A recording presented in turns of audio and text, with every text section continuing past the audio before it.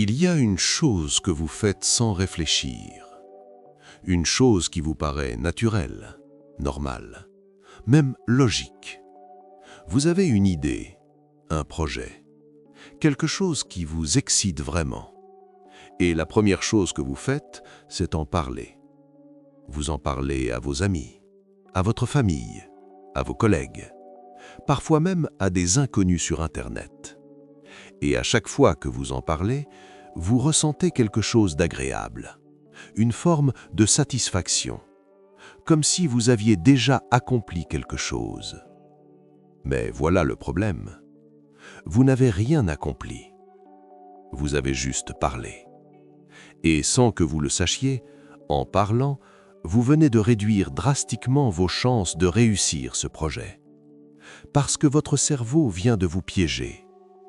Laissez-moi vous expliquer exactement ce qui se passe dans votre tête quand vous annoncez un projet avant de l'avoir réalisé. Quand vous dites à quelqu'un « Je vais créer une entreprise, je vais écrire un livre, je vais changer de vie », votre cerveau libère de la dopamine. C'est le neurotransmetteur du plaisir, de la récompense.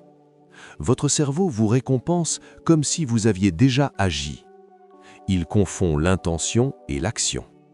Il confond le rêve et la réalité. Vous ressentez une satisfaction immédiate. Les gens vous félicitent, ils vous encouragent, ils vous disent que c'est une excellente idée. Et cette validation sociale, aussi agréable soit-elle, est un poison, parce qu'elle remplace l'action réelle. Vous avez obtenu ce que vous cherchiez, de la reconnaissance, sans avoir fourni le moindre effort. Et maintenant, pourquoi agir? Vous avez déjà eu votre dose de satisfaction. C'est pour cette raison que tant de projets meurent dans les conversations de café, dans les messages enthousiastes, dans les annonces prématurées sur les réseaux sociaux.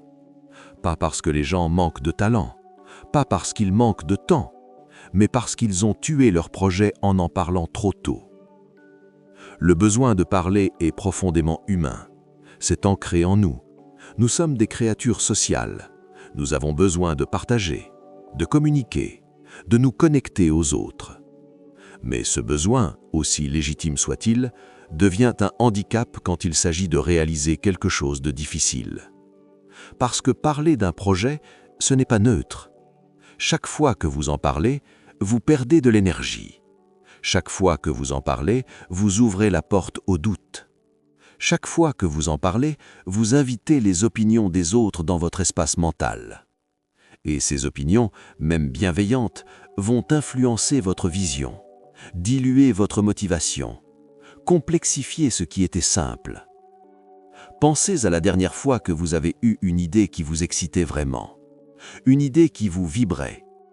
Vous en avez parlé à quelqu'un, et cette personne a dit « Ah oui, mais tu sais, c'est difficile. Il y a déjà beaucoup de concurrence. Tu es sûr que c'est le bon moment. » Pas de méchanceté, juste par réalisme, par prudence. Et soudain, votre idée qui vous semblait lumineuse 2 minutes plus tôt devient floue. Le doute s'installe. Vous commencez à voir les obstacles que vous ne voyiez pas avant. Vous commencez à hésiter. Et souvent, vous ne faites rien. Voilà ce que fait parler trop tôt. Ça transforme une certitude en question. Les projets naissent dans le silence. Ils se construisent dans le silence. Et ils se révèlent une fois terminés. Pas avant. Regardez autour de vous. Les personnes qui réussissent vraiment ne sont pas celles qui annoncent tout ce qu'elles vont faire. Ce sont celles qui travaillent en silence et apparaissent avec des résultats. Elles ne cherchent pas la validation sociale avant d'agir. Elles cherchent la validation réelle, celle des résultats concrets. Mais pourquoi est-il si difficile de se taire? Parce que garder un projet pour soi-même, c'est inconfortable. C'est porter seul le poids de l'incertitude. C'est renoncer à l'encouragement immédiat. C'est accepter de ne pas être compris tout de suite. Et notre cerveau déteste ça. Il préfère la gratification instantanée. Il préfère être rassuré maintenant plutôt que d'attendre des mois pour avoir une vraie récompense. Alors, il nous pousse à parler, à annoncer, à déclarer nos intentions. Mais cette stratégie est une illusion. Elle nous fait du bien sur le moment, mais elle nous coûte cher à long terme. Pensez à tous ces projets que vous avez annoncés et ne jamais réalisés. Combien y en a-t-il? 3, 5, 10, peut-être plus. Et à chaque fois, vous vous êtes demandé pourquoi vous n'aviez pas été au bout. Vous avez pensé que c'était par manque de discipline, par manque de temps, par manque de motivation. Mais la vraie raison, c'est que vous avez épuisé votre motivation en parlant. Vous avez dépensé votre énergie en discussion au lieu de la dépenser en action. Il existe une étude psychologique fascinante menée par le chercheur Peter Gollwitzer. Il a demandé à des participants de noter leurs objectifs personnels. La moitié devait garder ces objectifs pour eux, l'autre devait les annoncer publiquement. Résultat, ceux qui avaient annoncé leurs objectifs étaient significativement moins susceptibles de les atteindre, parce qu'ils avaient déjà reçu une reconnaissance sociale. Leur cerveau avait déjà enregistré une victoire, et donc l'urgence d'agir avait diminué. Ceux qui avaient gardé le silence, en revanche, ressentaient encore le besoin de prouver, de concrétiser, de transformer l'intention en réalité. Voilà la vérité inconfortable. Parler d'un projet, c'est souvent le début de sa fin. Alors, avant de partager votre prochaine grande idée, posez-vous cette question. Est-ce que j'ai vraiment besoin d'en parler maintenant ou est-ce que je cherche juste une dose de validation? Si c'est la deuxième option, taisez-vous. Gardez cette énergie pour le travail réel. Parce que les mots sont faciles, l'action est difficile. Et seule l'action compte. Avez-vous déjà parlé d'un projet et ne jamais l'avoir terminé? Écrivez « oui » ou « non » en commentaire. Le silence n'est pas une absence. Ce n'est pas un vide. Le silence est une protection. C'est un bouclier invisible qui entoure votre projet pendant qu'il est encore fragile, pendant qu'il n'est qu'une graine qui vient d'être plantée. Et comme toute graine, il a besoin de conditions spécifiques pour germer. Il a besoin de temps, d'attention, de soins. Mais surtout, il a besoin d'être protégé des éléments extérieurs qui pourraient l'empêcher de pousser. Et parmi ces éléments, les opinions des autres sont les plus destructrices. Pas parce que les gens sont méchants, pas parce qu'ils veulent vous saboter, mais parce que leur vision du monde n'est pas la vôtre. Quand vous annoncez un projet à quelqu'un, vous lui donnez le pouvoir de le juger, de le commenter, de le questionner, de le critiquer. Et même si cette personne est bienveillante, même si elle vous aime sincèrement, son jugement va influencer votre décision. Parce que vous êtes humain, et les humains sont programmés pour tenir compte de ce que pensent les autres. C'est un mécanisme de survie qui nous a permis de vivre en groupe pendant des millénaires. Mais aujourd'hui, ce mécanisme nous dessert. Il transforme une vision claire en un brouillard de doute. Imaginons que vous voulez créer une entreprise dans un domaine que personne autour de vous ne connaît. Vous en parlez à vos proches. Ils vous disent « c'est risqué, tu n'as pas d'expérience, et si ça ne marche pas ?» Ces questions sont légitimes dans leur esprit. Ils s'inquiètent pour vous. Mais dans votre esprit, ces questions deviennent des obstacles. Vous commencez à douter, à hésiter, à chercher des garanties que personne ne peut vous donner. Et souvent, vous finissez par renoncer. Non pas parce que le projet était mauvais, mais parce que vous avez laissé entrer trop de voix extérieures dans votre tête. Le silence, lui, vous protège de ça. Il vous permet de construire votre vision sans interférence, de tester vos idées sans être jugé, de faire des erreurs sans être observé. Il vous donne l'espace mental nécessaire pour avancer. Parce qu'un projet, surtout au début, est fragile. Il n'a pas encore de forme solide. Il peut encore changer, évoluer, se transformer. Et si vous l'exposez trop tôt, il va se rigidifier sous le poids des attentes des autres. Vous allez commencer à vous demander ce que les gens vont penser, ce qu'ils vont dire, comment ils vont réagir. Et vous allez adapter votre projet pour les plaire, pour les rassurer, pour être accepté. Et ce faisant, vous allez perdre l'essence même de ce qui rendait votre projet unique. Parce qu'un vrai projet, un projet qui change quelque chose, un projet qui compte, ne peut pas plaire à tout le monde. Il doit être radical, personnel, sincère. Et pour qu'il le reste, il doit être protégé. Il y a une différence fondamentale entre la discrétion et l'isolement. L'isolement, c'est se couper du monde. C'est refuser toute aide, tout conseil, tout soutien. La discrétion, c'est choisir soigneusement à qui vous parlez et quand vous en parlez.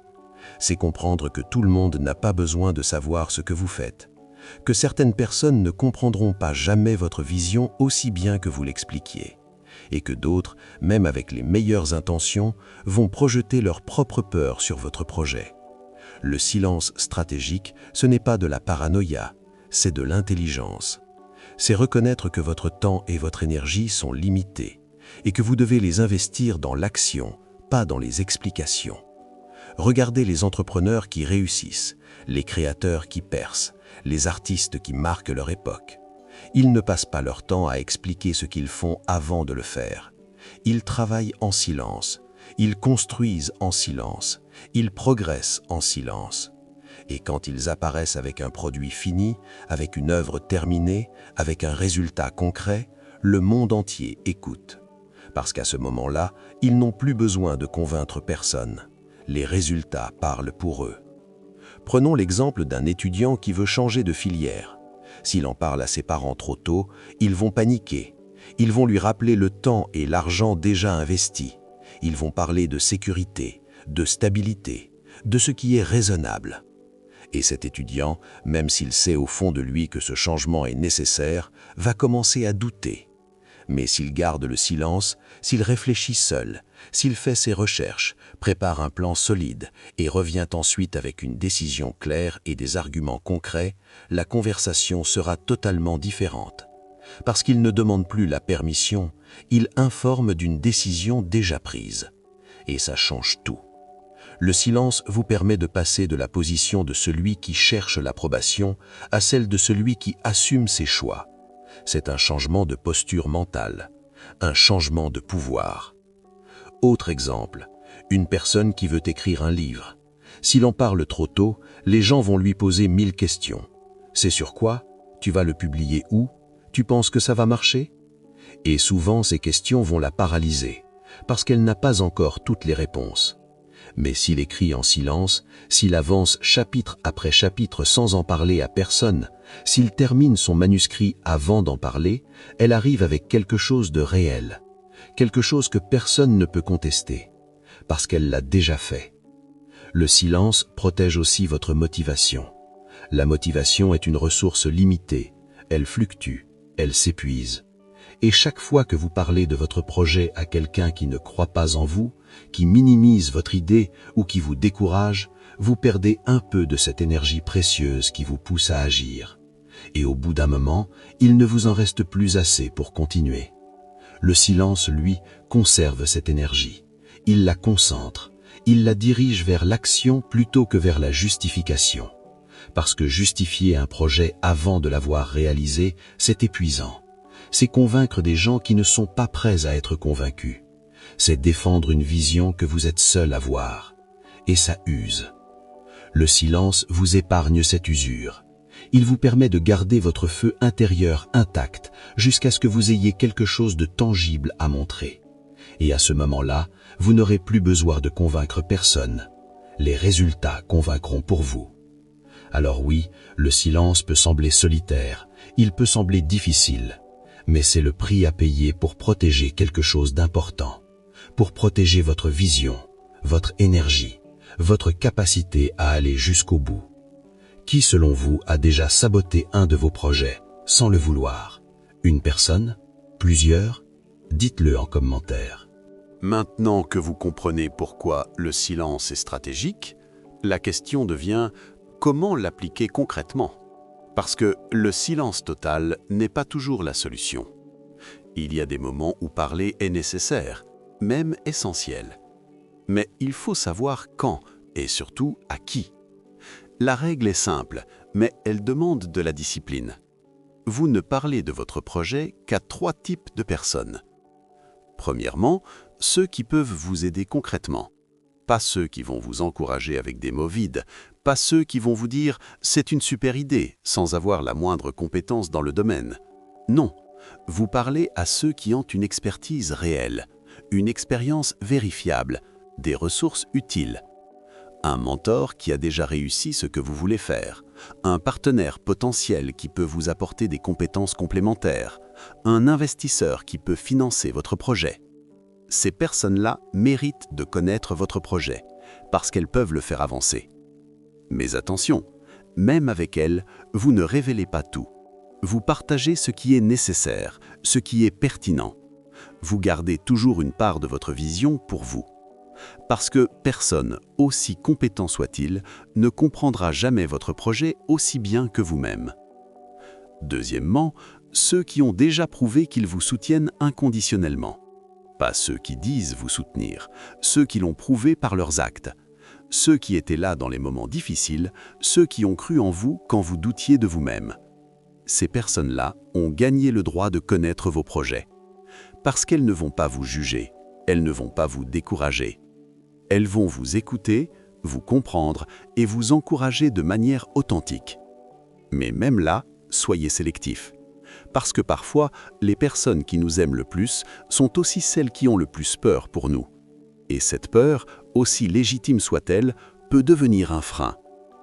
Troisièmement, personne d'autre.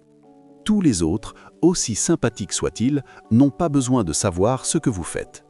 Vos collègues qui posent des questions par curiosité, vos connaissances qui veulent avoir quelque chose à raconter, les inconnus sur les réseaux sociaux qui attendent votre prochaine annonce, ils n'ont pas besoin de savoir ce que vous faites avant que ce soit fait. Et vous n'avez pas besoin de leur validation. Parce que leur opinion ne changera rien à votre réussite ou à votre échec. Seul votre travail compte. Maintenant, parlons du moment exact où il faut révéler un projet. Il y a un principe simple. On parle quand il est prêt, avant, on travaille. Qu'est-ce que ça veut dire, prêt? Ça veut dire que vous avez quelque chose de concret à montrer. Pas une idée, pas un plan, pas une intention. Quelque chose de réel. Si vous voulez créer une entreprise, vous parlez quand vous avez votre premier client, pas quand vous avez réfléchi à un business plan. Si vous voulez écrire un livre, vous parlez quand vous avez terminé le manuscrit, pas quand vous avez écrit 3 chapitres. Si vous voulez changer de carrière, vous parlez quand vous avez déjà commencé la transition, pas quand vous y pensez. Parce qu'à ce stade, vous n'avez plus besoin de l'approbation de personne. Vous avez déjà prouvé que c'était possible. Et ça change tout dans la dynamique de la conversation. Les gens ne peuvent plus vous dire « tu devrais » ou « tu ne devrais pas », parce que vous avez déjà agi. Ils peuvent seulement constater, réagir, accepter. Et souvent, une fois que vous avez franchi cette étape, les mêmes personnes qui vous auraient découragé au début deviennent vos plus grands supporters. Pourquoi? Parce que les gens respectent l'action. Ils respectent les résultats, mais ils ne respectent pas les promesses. Alors, arrêtez de promettre, arrêtez d'annoncer, arrêtez d'expliquer. Agissez et parlez après. Le silence, utilisé correctement, devient un accélérateur de réussite. Parce qu'il vous force à vous concentrer sur l'essentiel. Quand vous ne pouvez pas parler de ce que vous faites, vous êtes obligé de le faire vraiment. Vous ne pouvez pas compenser l'inaction par des mots. Vous ne pouvez pas vous cacher derrière des intentions. Vous êtes face à vous-même, face à votre discipline, face à votre capacité réelle à transformer une idée en réalité. Et c'est inconfortable. Mais c'est exactement cet inconfort qui vous fait progresser. Parce qu'il n'y a pas d'échappatoire, pas de distraction, pas de validation facile. Il n'y a que vous et votre travail. Et c'est dans ce silence que les vrais résultats se construisent. Pensez aux plus grandes réussites que vous connaissez. Les entreprises qui ont révolutionné leur industrie, les artistes qui ont marqué leur génération, les innovateurs qui ont changé le monde. Ils n'ont pas annoncé ce qu'ils allaient faire. Ils l'ont fait. En silence, loin des regards, loin des critiques. Et quand ils sont apparus avec leurs résultats, le monde n'avait pas l'autre choix que de les reconnaître. Parce qu'il est facile de critiquer une idée, mais il est difficile de critiquer un résultat concret. Alors, apprenez à reconnaître les personnes à qui vous pouvez vraiment parler. Ce ne sont pas forcément celles que vous pensez. Ce ne sont pas toujours vos proches, pas toujours vos amis.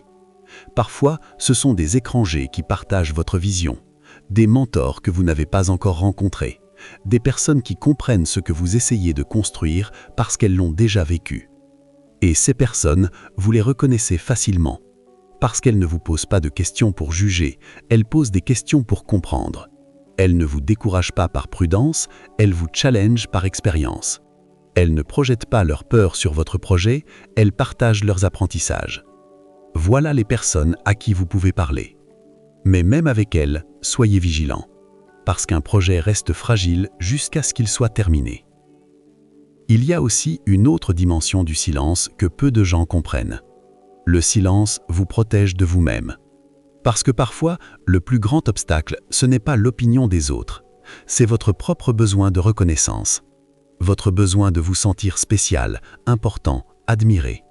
Et quand ce besoin devient plus fort que votre engagement envers votre projet, vous commencez à parler pour vous sentir bien. Vous annoncez des choses que vous n'avez pas encore faites. Vous promettez des résultats que vous n'avez pas encore obtenus. Et vous transformez votre projet en spectacle. Mais un projet n'est pas un spectacle, c'est un travail, un engagement, une discipline quotidienne. Et ce travail se fait dans l'ombre, pas sous les projecteurs. Le silence vous ramène à l'essentiel. Il vous force à être honnête avec vous-même. Est-ce que vous faites vraiment ce que vous dites vouloir faire, ou est-ce que vous parlez plus que vous n'agissez? Cette question est brutale, mais elle est nécessaire.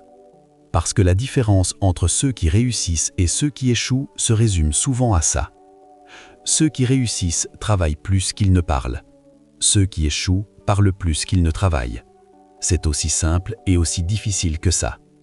Alors, la prochaine fois que vous avez une idée, une envie, un projet qui vous excite vraiment, posez-vous cette question.